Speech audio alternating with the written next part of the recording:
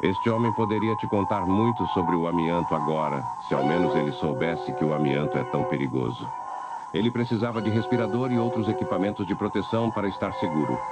Se ao menos todo trabalhador e empregador soubesse que o amianto instalado no passado ainda está lá hoje, e se ao menos houvesse uma cura. Poucos minerais provocam tanto medo quanto o amianto, um dos mais usados na história humana. Seu uso foi registrado há cerca de 4.500 anos, foi utilizado por faraós e reis e desempenhou um papel vital durante a Revolução Industrial. Porém, a exposição a pequenas fibras de amianto pode causar cânceres fatais e doenças pulmonares crônicas. Pode levar anos ou até décadas para que a exposição ao amianto se manifeste em doenças realmente horríveis. No vídeo de hoje, vamos explicar exatamente o que é o amianto, como ele pode afetar você e a história de sua aplicação até a limitação do seu uso. Amianto é um termo genérico para 6 tipos de minerais de silicato fibroso. De modo geral, existem 2 tipos principais de amianto. Eles são crisotila, ou amianto branco, e amosita. O amianto marrom é conhecido por sua resistência ao calor, por suas propriedades como isolante elétrico e, quando misturado com outros materiais, pode atuar como agente de reforço. O amianto possui cristais longos e finos, parecidos com fibras. Essas fibras são compostas por fibras microscópicas que causam danos a quem as inala. Quando o amianto é cortado, lascado ou de alguma forma perturbado, essas fibras microscópicas podem ser liberadas como um pó fino. Esse pó pode permanecer no ambiente por dias antes de se depositar, oferecendo um risco mortal pelo ar se for inalado. Fibras de amianto podem entrar nos pulmões e o corpo tem muita dificuldade para removê-las, se conseguir. As fibras afiadas, alojadas nos pulmões de uma pessoa, resultam em cicatrizes, redução da capacidade pulmonar e inflamação. Nenhuma quantidade de exposição ao amianto é considerada segura, mas a exposição repetida ao amianto pode levar a um alto risco de contrair doenças, muitas condições fatais. A principal delas é a asbestose. Com o tempo, após exposições repetidas, os danos causados pelas fibras alojadas se acumulam até um ponto em que as cicatrizes e a inflamação levam à falta de ar. Outros sintomas incluem tosse persistente, dores no peito e fadiga. Esses sintomas podem levar décadas para aparecer após a exposição. À medida que a capacidade pulmonar da pessoa vai diminuindo lentamente, pois as fibras danificam repetidamente os pulmões. O sistema imunológico tenta sempre combater corpos estranhos, causando cicatrizes e placas nos pulmões. Infelizmente, não existe cura para a asbestose atualmente, apenas tratamentos para ajudar a reduzir seu impacto. O paciente pode fazer terapia de oxigênio para aliviar a falta de ar ou participar de exercícios de reabilitação, mas terá que conviver com a condição. Outra doença associada à asbestose é o mesotelioma pleural, um câncer que afeta o revestimento dos pulmões. Os sintomas são parecidos com os da asbestose, mas eles também incluem perda de apetite, perda de peso inexplicável e febre alta, especialmente à noite. A doença costuma afetar pessoas a partir dos 60 anos. Os tratamentos serão o que você pode esperar para cânceres, sendo quimioterapia e radioterapia, embora a cirurgia talvez seja uma opção apenas em estágios muito iniciais. Quanto à história do amianto, um dos primeiros exemplos pode ser encontrado na Finlândia, há cerca de 4.500 anos. Lá, era misturado a argila para criar potes mais resistentes ao calor. Na Grécia Antiga, tecidos de amianto envolviam os mortos na cremação por sua alta resistência ao fogo. As cinzas da madeira e do corpo não se misturavam, eram protegidas no sudário de amianto. No Antigo Egito, os corpos embalsamados dos faraós eram envolvidos em amianto para ajudar a protegê-los da deterioração. Apesar de parecer estranho hoje, o tecido de amianto já foi usado como truque de festa. Guardanapos e toalhas de mesa eram sujos durante os banquetes antes de serem jogados no fogo para serem limpos, sem sofrer nenhum dano. Um truque que era apreciado por Carlos Magno. Há muito tempo já se sabia que o amianto era perigoso. Plínio, o velho, renomado filósofo e autor romano, relatou a doença pulmonar que acometia escravos que trabalhavam nas minas de amianto. Ele também observou que alguns dos mineiros usavam uma membrana fina, feita da bexiga de uma cabra, como uma espécie de respirador, para tentar se proteger do amianto.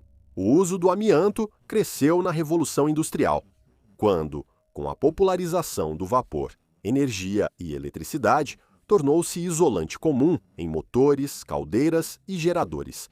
Minas no Canadá, Rússia, Austrália e Zimbábue alimentaram uma enorme indústria. Com a mecanização das minas, dezenas de milhares de toneladas de amianto passaram a ser disponibilizadas anualmente.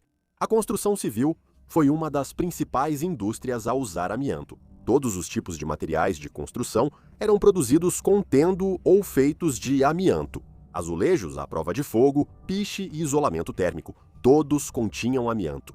Como o amianto oferecia uma forma barata e aparentemente segura de construir casas e era usado em várias indústrias, logo médicos notaram a relação entre trabalhadores expostos e doenças pulmonares.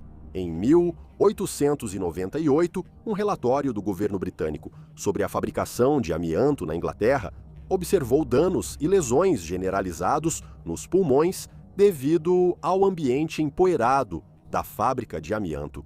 Em 1906, o médico britânico H. Montagu Murray realizou uma autópsia em um trabalhador de uma fábrica de amianto. Ele identificou muitas fibras de amianto nos pulmões do homem. Em 1908, várias companhias de seguros começaram a reduzir sutilmente a cobertura de seguros enquanto aumentavam os prêmios para trabalhadores do amianto. No entanto, o foco ainda estava muito voltado para o uso generalizado do amianto em muitas indústrias, com centenas de milhares de pessoas expostas aos perigos, tanto no trabalho quanto em casa. Com a prevalência de doenças como tuberculose, muitos afetados pelo amianto atribuíram seus sintomas a outras enfermidades. Só em 1924, a primeira morte foi atribuída à asbestose. Nellie Kershaw, 33 anos, era trabalhadora têxtil de Rochdale, Inglaterra. Quando morreu, já sofria com os sintomas há 4 anos. Mas como a doença dela estava ligada a uma doença ocupacional, ela não pôde acionar o seguro do Serviço Nacional de Saúde. Ela precisou contar apenas com os benefícios por doença do empregador. No entanto, o empregador dela, a Companhia de Amianto Irmãos Turner, não pagou, pois a intoxicação por amianto não era reconhecida como uma doença industrial.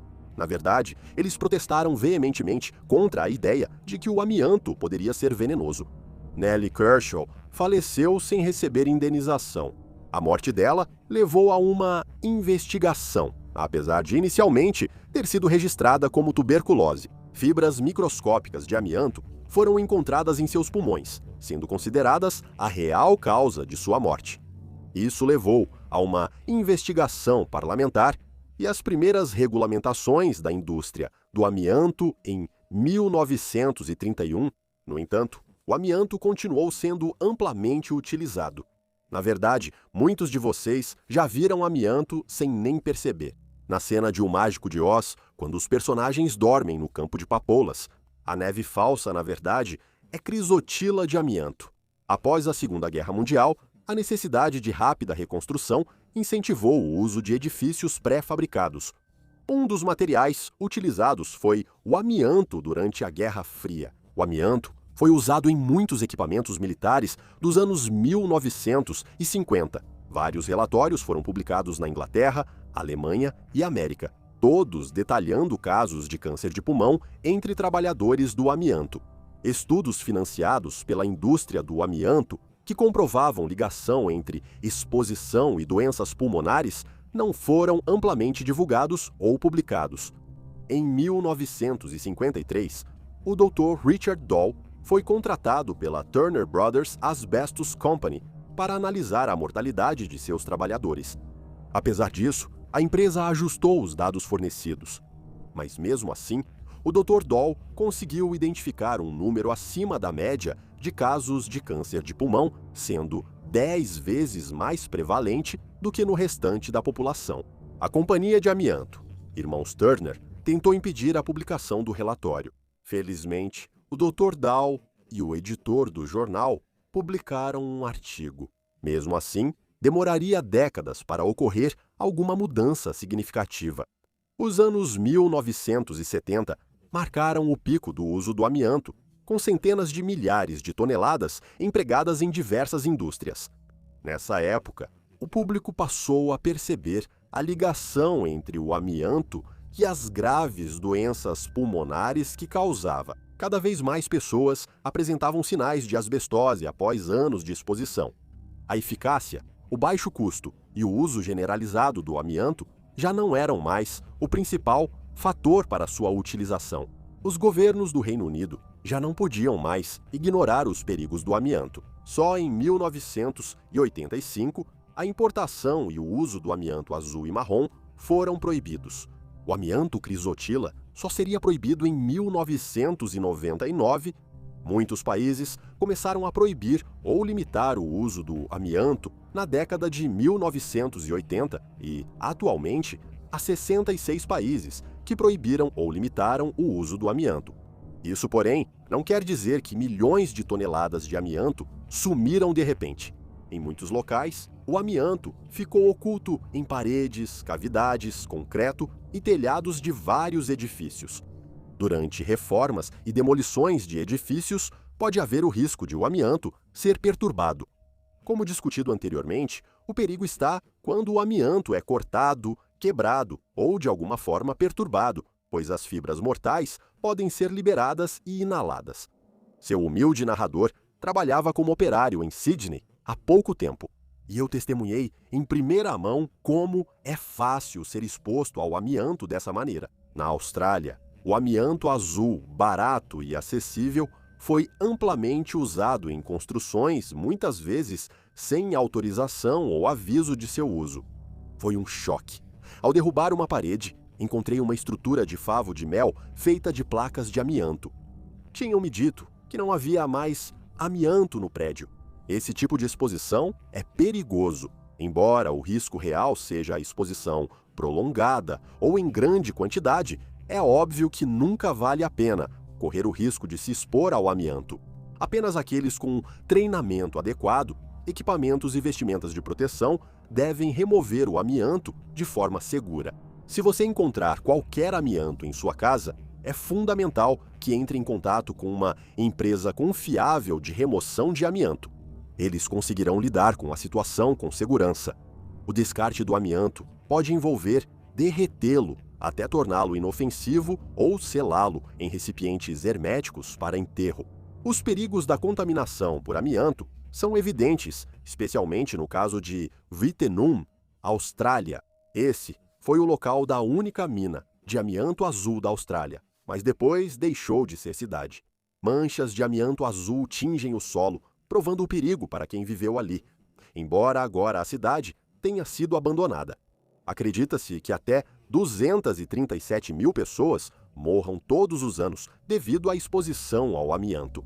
Mesmo assim, o amianto ainda é extraído na Rússia, China e Cazaquistão e utilizado em vários países. E você pode se surpreender ao saber que o uso comercial do amianto ainda continua nos Estados Unidos, Brasil, Rússia, Índia e em muitos outros países. Nós conhecemos muito bem os perigos do amianto. Mesmo assim, muitos consideram que os benefícios superam os riscos à saúde humana. Apesar de décadas de consenso científico e médico sobre os perigos, ainda levou muitos anos para que os países que proibiram o amianto finalmente o fizessem. O amianto representa um dos maiores escândalos em saúde ocupacional, com as medidas tomadas para esconder do público a verdade sobre um dos materiais mais mortais. E por isso, sugerimos que você considere este material para as paredes da sua casa, projetado para durar uma vida inteira, uma vida sem problemas.